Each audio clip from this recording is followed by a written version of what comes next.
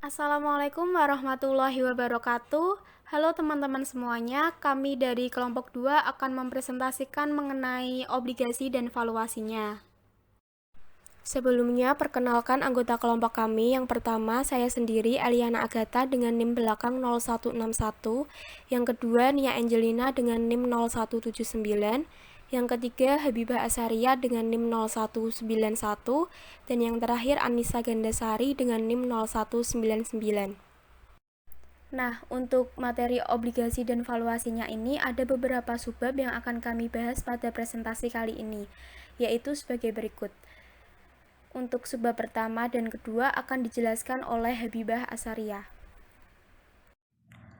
Siapa yang menerbitkan obligasi? Obligasi mempunyai arti suatu kontrak jangka panjang di mana pihak peminjam setuju untuk melakukan pembayaran bunga dan pokok pinjaman pada tanggal tertentu kepada pemegang obligasi tersebut.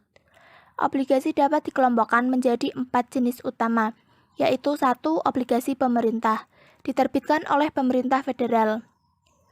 Obligasi pemerintah tidak memiliki risiko gagal bayar, namun harga obligasi menurun ketika tingkat bunga naik sehingga obligasi tidak sepenuhnya bebas risiko. 2. Obligasi perusahaan. Obligasi perusahaan memiliki risiko gagal bayar. Jika perusahaan emiten mengalami masalah, perusahaan mungkin tidak mampu melakukan pembayaran atas bunga dan pokok seperti yang dijanjikannya. Makin besar risiko gagal bayar, makin tinggi tingkat bunga yang diminta oleh investor. 3. Obligasi pemerintah daerah. Obligasi ini juga memiliki risiko gagal bayar. Tetapi, obligasi pemerintah daerah mempunyai keunggulan, yaitu bunga yang diterima atas sebagian besar obligasi pemerintah daerah, kecuali pajak federal dan pajak negara, bagian jika pemegangnya merupakan penduduk dari negara bagian yang menerbitkan. Akibatnya, tingkat bunga obligasi pemerintah daerah jauh lebih rendah daripada obligasi pemerintah dengan risiko yang ekuivalen. 4. Obligasi luar negeri. Diterbitkan oleh pemerintah luar negeri atau perusahaan luar negeri. Obligasi perusahaan luar negeri memiliki risiko gagal bayar.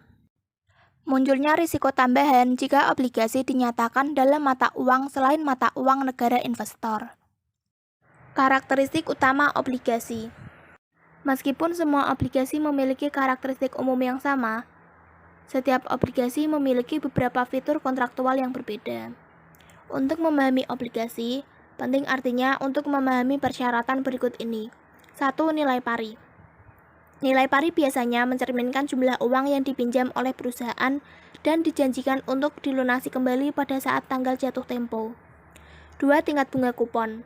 Tingkat bunga tahunan yang dinyatakan atas suatu obligasi. Dalam beberapa kasus, pembayaran obligasi mungkin bervariasi dari waktu ke waktu.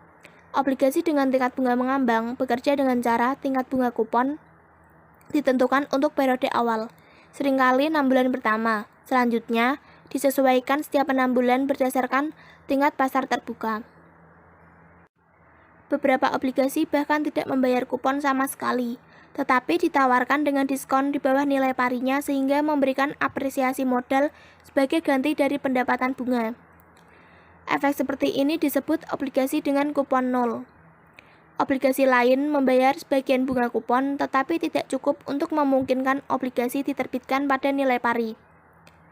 Umumnya setiap obligasi sejak awal ditawarkan dengan harga jauh di bawah nilai pari, disebut dengan obligasi dengan diskon emisi awal. 3. Tanggal jatuh tempo. Obligasi umumnya memiliki tanggal jatuh tempo yang telah ditentukan di mana nilai pari harus dilunasi. Obligasi memiliki jatuh tempo awal, berkisar 10 hingga 40 tahun. Jatuh tempo efektif obligasi akan turun setiap tahun setelah obligasi tersebut diterbitkan. 4. Ketentuan penebusan. Memberikan hak kepada emiten untuk membeli kembali obligasi sebagai penebusan. Ketentuan penebusan biasanya menyatakan bahwa emiten harus membayar jumlah yang lebih besar dari nilai pari kepada pemegang obligasi jika obligasi ingin ditebus. Jumlah tambahan disebut sebagai premi penebusan. 5. Dana pelunasan. Ketentuan dana pelunasan. Dalam kontrak suatu obligasi meminta emiten melunasi sebagian emisi obligasi setiap tahunnya.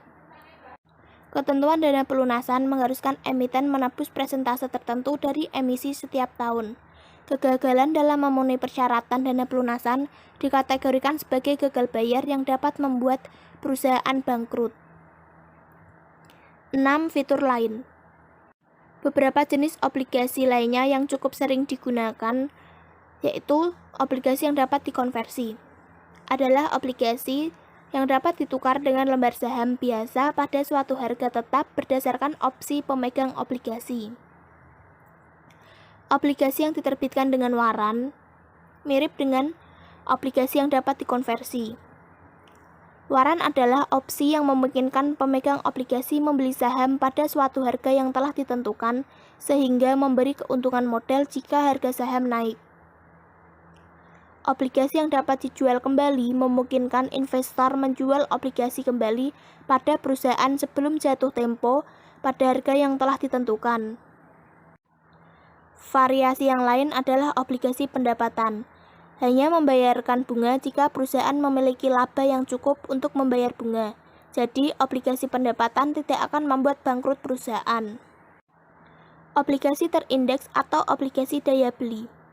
Tingkat bunga obligasi didasarkan pada indeks inflasi seperti indeks harga konsumen, sehingga bunga yang dibayarkan akan naik secara otomatis ketika tingkat inflasi meningkat. Akibatnya, pemegang obligasi akan terlindungi dari inflasi.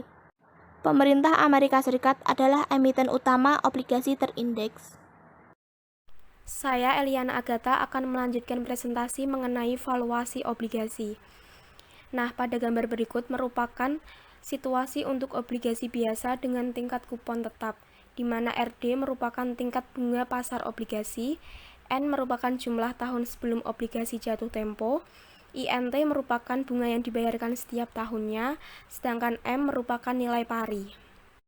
Sebagai contoh, gambar di bawah merupakan obligasi dari Elite Food Product di mana nilai RD-nya adalah 10%, kemudian N-nya adalah 15 tahun, M-nya atau nilai parinya sebesar $1.000, dan INT-nya adalah $100. $100 ini didapat dari tingkat kupon yaitu 0,10 dikali dengan nilai pari sebesar $1.000, hasilnya adalah $100. Untuk menghitung nilai obligasi, dapat menggunakan persamaan umum sebagai berikut. VB atau value bond sama dengan sigma T dari 1 sampai N, INT per 1 plus RD pangkat T, ditambah M per 1 plus RD pangkat N. Contohnya dapat kita ambil dari obligasi Elite Food Product yang mana VB atau value bond-nya sama dengan sigma T dari 1 sampai 15, $100 per 1,10. 1,10 ini didapat dari 1 ditambah nilai RD-nya sama dengan 0,10, kemudian dipangkatkan T plus $1.000 per 1,10 pangkat 15. Untuk menghitung nilai obligasi juga dapat menggunakan kalkulator finansial agar lebih mudah, karena hanya cukup memasukkan angka-angka seperti pada gambar di bawah. Sebagai informasi, PMT adalah sama dengan INT, yaitu bunga yang dibayarkan setiap tahunnya. Nah, kenapa hasil dari PV bertuliskan negatif? Karena PV merupakan arus kas keluar bagi investor, maka angka ini disajikan dengan tanda negatif. Berdasarkan contoh di atas, obligasi dijual pada harga yang sama dengan nilai parinya. Ketika tingkat bunga berlaku sama dengan tingkat kupon, suatu obligasi tingkat bunga tetap akan dijual pada nilai parinya. Tingkat kupon biasanya ditentukan pada tingkat yang berlaku ketika obligasi diterbitkan sehingga menyebabkan obligasi tersebut awalnya dijual pada nilai pari. Tingkat kupon akan tetap sama setelah obligasi diterbitkan, tetapi tingkat bunga di pasar akan bergerak naik dan turun. Suatu kenaikan tingkat bunga pasar akan menyebabkan turunnya harga obligasi beredar, sedangkan kenaikan tingkat bunga akan menyebabkan naiknya harga obligasi. Selanjutnya adalah imbal hasil obligasi. Yang pertama ada imbal hasil saat jatuh tempo. Ini merupakan tingkat pengembalian yang diterima atas suatu obligasi jika obligasi tersebut dimiliki sampai jatuh tempo. Imbal hasil saat jatuh tempo juga dapat dilihat sebagai tingkat pengembalian obligasi yang dijanjikan. Hal itu merupakan pengembalian yang akan diterima oleh investor jika seluruh pembayaran yang dijanjikan terlaksana. Namun, imbal hasil saat jatuh tempo akan sama dengan tingkat pengembalian yang diharapkan hanya jika probabilitas gagal bayar adalah 0 dan obligasi tidak dapat ditebus. Yang kedua, imbal hasil saat penebusan. Ini merupakan tingkat pengembalian yang diterima atas obligasi jika obligasi tersebut ditebus sebelum tanggal jatuh temponya. Misalnya, jika kupon obligasi 10% milik Elite Food Product dapat ditebus dan jika tingkat bunga turun dari 10 menjadi 5%, maka perusahaan dapat menebus obligasi 10% tersebut, menggantikannya dengan obligasi 5% dan menghemat $50 bunga per obligasi per tahun. Hal ini akan memberikan keuntungan kepada perusahaan, tetapi tidak bagi para pemegang obligasinya. Nah, untuk menghitung imbal hasil saat penebusan atau harga obligasi yang dapat ditebus, dapat menggunakan persamaan sebagai berikut, yaitu sigma T dari 1 sampai N, INT per 1 plus RD pangkat T, ditambah harga tebusan per 1 plus RD pangkat N. Sebagai ilustrasi, obligasi Elite Food Product memiliki ketentuan yang memungkinkan perusahaan jika diinginkan menebus obligasi 10 tahun setelah tanggal emisi pada harga sebesar $1.100.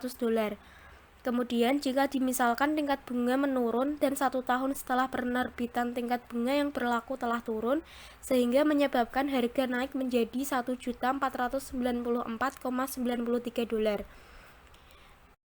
Nah, gambar di bawah merupakan garis waktu dan pengaturan untuk menghitung YTC atau harga obligasi yang dapat ditebus dengan menggunakan kalkulator finansial.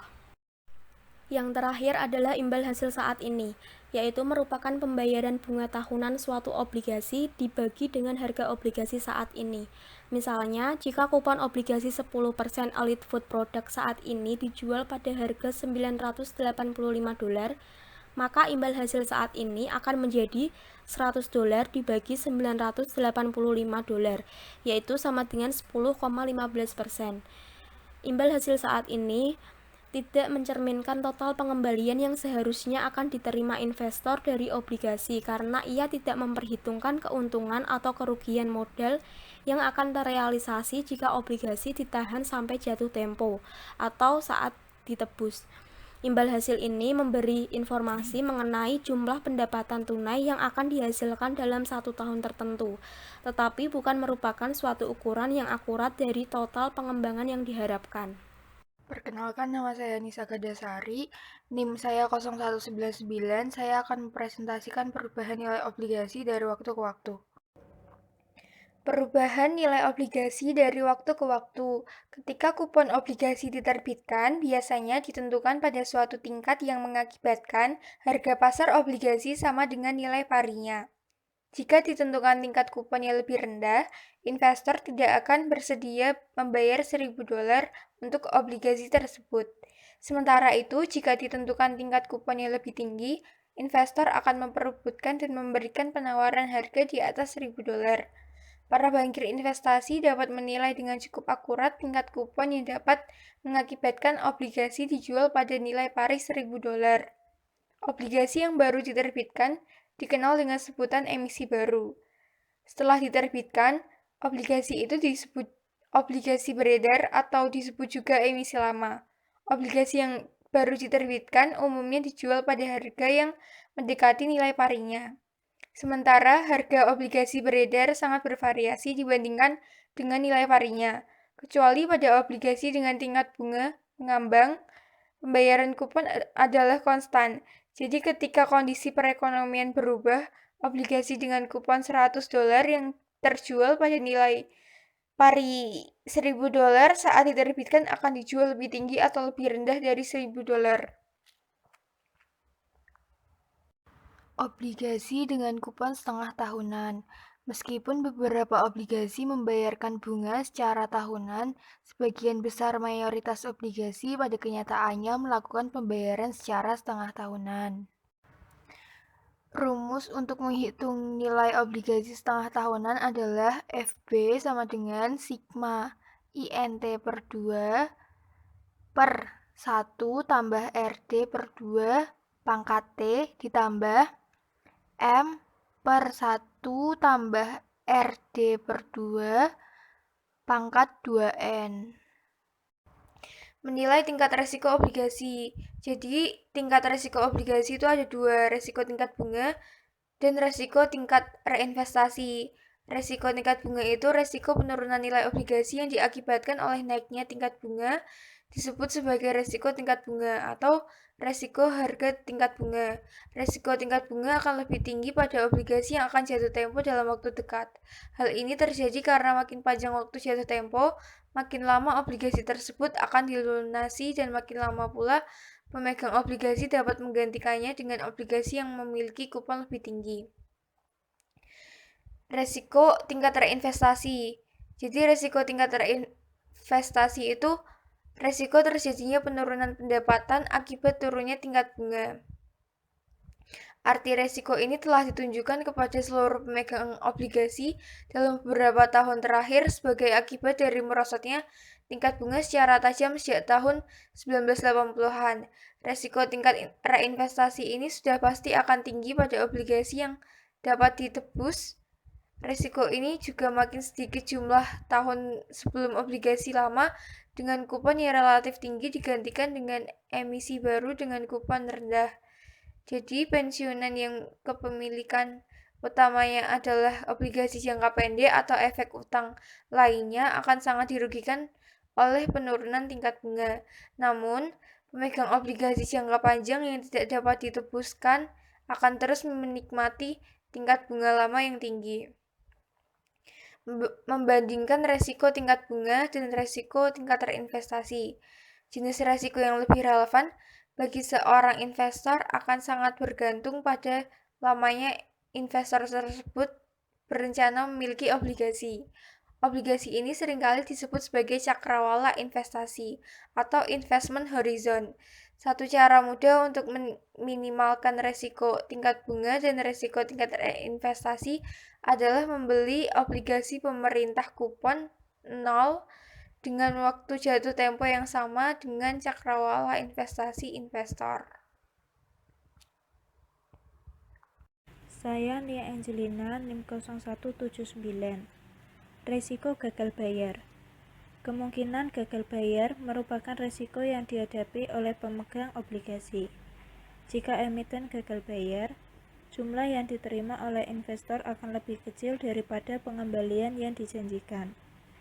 Makin tinggi kemungkinan gagal bayar, makin tinggi preminya dan berakibat pada imbal hasilnya saat jatuh tempo. Berbagai jenis obligasi perusahaan. 1.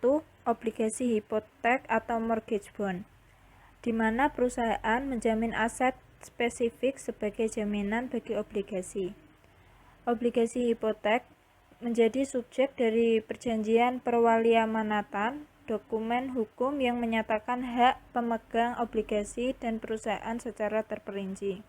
2. Obligasi tanpa jaminan atau debenture merupakan obligasi yang tidak dijamin sehingga tidak memberikan agunan spesifik sebagai jaminan bagi obligasi. Obligasi ini diterbitkan oleh perusahaan lemah yang telat mengagungkan sebagian asetnya untuk jaminan pinjaman hipotek. 3. Obligasi tanpa jaminan subordinasi atau subordinate debenture merupakan obligasi yang terjadi likuidasi, memiliki klaim atas aset hanya setelah utang senior dibayar penuh, dapat disubordinasikan ke wesel buyer yang ditunjuk atau biasanya pinjaman bank.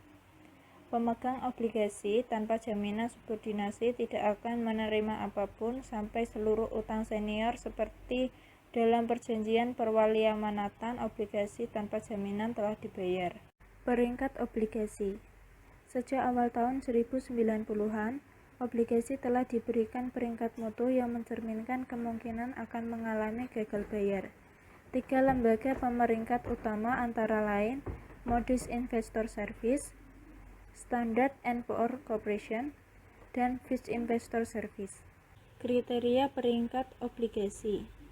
Peringkat obligasi didasarkan faktor-faktor kualitatif dan kuantitatif yang beberapa diantaranya yaitu 1. Rasio-rasio, termasuk rasio utang dan rasio kelipatan pembayaran bunga.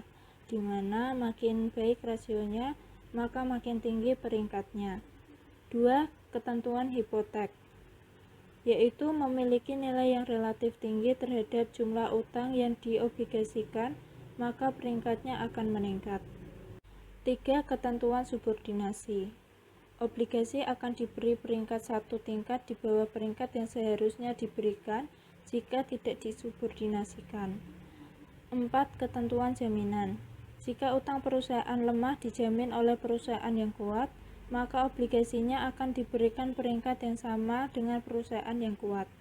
5. Kebijakan akuntansi, jika kebijakan akuntansi perusahaan dan laba yang dilaporkan dipertanyakan, maka hal ini akan memberikan dampak negatif pada peringkat obligasinya. Arti penting peringkat obligasi. Peringkat obligasi penting bagi perusahaan dan investor. Pertama, peringkat obligasi merupakan indikator dari risiko gagal bayarnya karena pengaruh langsung yang diukur pada tingkat bunga obligasi dan biaya perusahaan. Kedua, sebagian besar obligasi dibeli oleh investor institusional. Jika obligasi perusahaan jatuh di bawah BBB, perusahaan akan sulit menjual obligasi baru karena banyak calon pembeli tidak diperkenankan untuk membeli obligasi tersebut. Perubahan peringkat. Perubahan peringkat obligasi perusahaan mempengaruhi kemampuan perusahaan untuk meminjam modal dana dan biaya modal perusahaan. Lembaga pemeringkat melakukan peninjauan atas obligasi secara berkala, bisa menaikkan atau menurunkan obligasi sebagai hasil dari perubahan kondisi yang terjadi pada emiten. Kebangkrutan dan reorganisasi. Ketika suatu usaha tidak memiliki cukup kas untuk memenuhi pembayaran bunga dan pokok pinjaman, harus ada keputusan yang diambil apakah akan menutup perusahaan melalui likuidasi atau mengizinkannya melakukan reorganisasi dan tetap ada. Keputusan tersebut bergantung pada nilai perusahaan yang direorganisasi. Dalam reorganisasi, kreditor perusahaan melakukan negosiasi dengan manajemen tentang persyaratan dari reorganisasi tersebut. Pasar obligasi. Obligasi perusahaan terutama diperdagangkan di pasar luar bursa. Obligasi dimiliki dan diperdagangkan di antara institusi keuangan besar, misalnya perusahaan asuransi jiwa. Relatif mudah bagi dealer obligasi luar bursa untuk mengatur perpindahan blok-blok besar obligasi di antara para pemegang obligasi yang jumlahnya relatif sedikit. Akan lebih sulit melakukan operasi yang sama jika dalam bursa saham, di mana terdapat jutaan pemegang saham besar dan kecil sehingga sebagian besar perdagangan saham terjadi di bursa. Oke, sekian presentasi yang dapat kami sampaikan. Kurang lebihnya mohon maaf. Terima kasih dan wassalamualaikum warahmatullahi wabarakatuh.